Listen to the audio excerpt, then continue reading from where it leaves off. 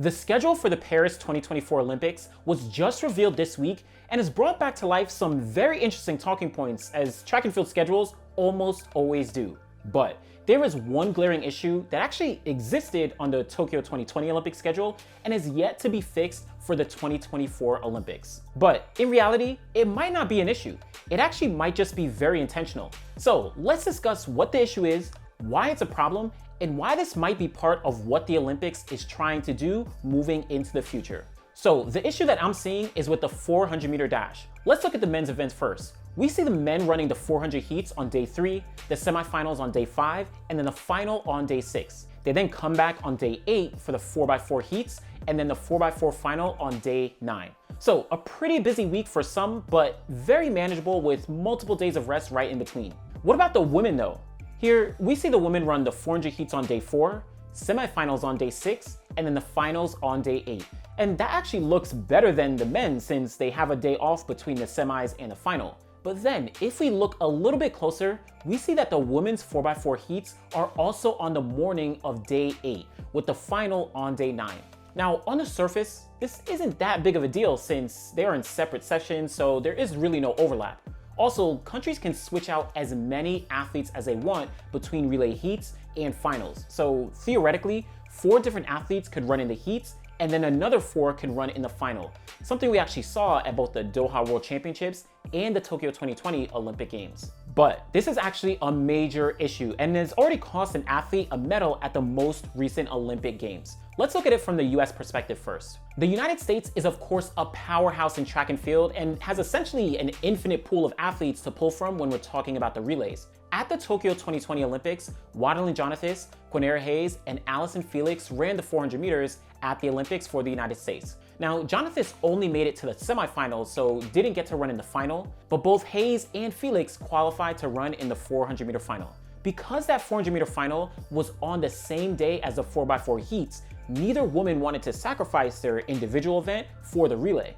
But for the United States, running a relay, even in the heats, essentially guarantees you a medal. In the 400 meter final, Felix finished 3rd place, winning a bronze medal, while Hayes finished 7th place. Now, usually Hayes and Felix would both run the 4x4 because they are the top 2 400 meter runners in the United States, right? Hayes actually even won the 400 meters at the US Olympic trials. But going back to how deep the United States is, they've developed so much depth that they were able to pull athletes from other events to run the 4x4. Sydney McLaughlin, Dalilah Muhammad, and Athing Mo were all pulled from the 400 hurdles and the 800 into the 4x4 relay to run the final. Now, McLaughlin and Muhammad had just run 51 seconds in the 400 meter hurdles in that Olympic final, and both had actually run in the 4x4 final at the Doha 2019 World Championships. Athing Mo was the NCAA outdoor champion at 400 and had run sub 50 seconds multiple times throughout 2021. So because Allison Felix got bronze in the Open 4, she was pulled in to be the final addition to that 4x4 relay team.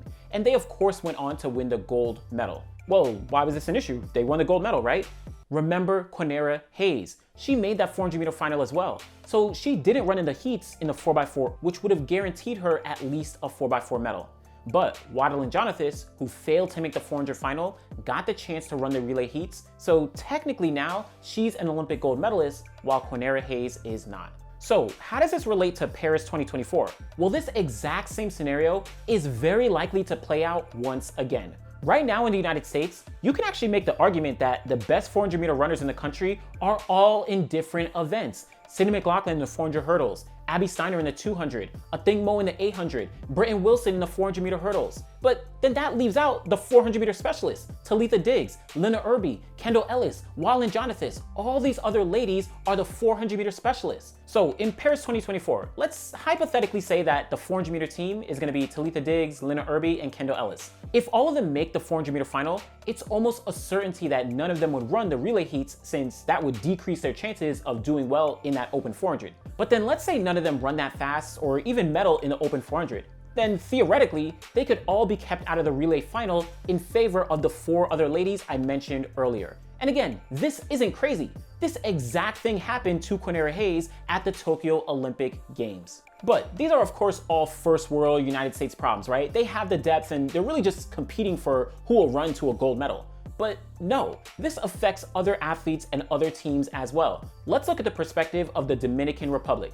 Two of the top 400-meter runners in the world right now are Paulino and Cofield. It's pretty clear that both women will almost certainly be making the 400-meter final at the 2024 Olympic Games. The Dominican Republic could theoretically put together a very good 4x4 relay with two other women that can get them into the final. But with this overlap, there's no way both ladies would be able to run both the 4x4 and open 400 on the same day and expect to do well in both. What that means is the schedule just reduced the chances of a small country winning another Olympic medal. What about the Netherlands? They actually have a very strong 4x4 team that could make it into the final. They actually qualified for the Tokyo Olympic final, but since then, Lieke Klaver has been on the rise, having made the 400 final in Oregon and also the European Championships. She will almost certainly be in the 400 final in Tokyo, and though the Netherlands has Femke Bol, who's a dominant force in the 400-meter hurdles, I'm not exactly sure that they have the depth to qualify to the 400 final without both those ladies. And that's just the Netherlands and Dominican Republic, right? I'm sure there are a plethora of other teams that might fall into this category as well. So why is it so hard to just schedule the 400 on a different day than the 4x4 relay? The men's schedule allows it, why not the women? Am I wrong that thinking you would want the best 400 athletes in the world to potentially run on the 4x4 as well? Well, this might actually be intentional. Remember the mixed 4x4? First introduced at the 2019 Doha World Championships, then added to the Tokyo Olympic schedule as well? In 2017, the International Olympic Committee actually announced that it would be increasing the amount of mixed gender events in various different sports, starting at the Tokyo Olympic Games. And this was all part of an initiative to increase women's participation towards parity with men. Now, to be very, very clear, I am all for this and completely agree with increasing women's participation in as many ways as possible. But what we're seeing is that the schedule shift is actually pushing up against other events, at least in track and field. The mixed relay, which is slotted at the start of the schedule, could be getting priority over the 4x4 at the end of the schedule. Usually the 400 would be contested early on at the championships and never overlapped with the 4x4. Now, even if you love the mixed 4x4, it's clear that the top athletes are not all jumping at the bits to run the mixed relay, and their open event along with the 4x4 will always be the primary goal. But I think moving into the future, we could be seeing more emphasis on this mixed relay and less focus on the 4x4. Honestly, I wouldn't be surprised if in a few Olympic cycles, we see the mixed 4x4 closing out the Olympic program. Maybe even a mixed 4x1. Nah, that'd probably be too crazy, but that's all just speculation and just my opinion though, right? Let me know in the comments below what you think of the Paris 2024 Olympic schedule, and specifically this 400 4x4 relay overlap. Be sure to like the video, subscribe to the channel, and be back again next time. Thanks for watching.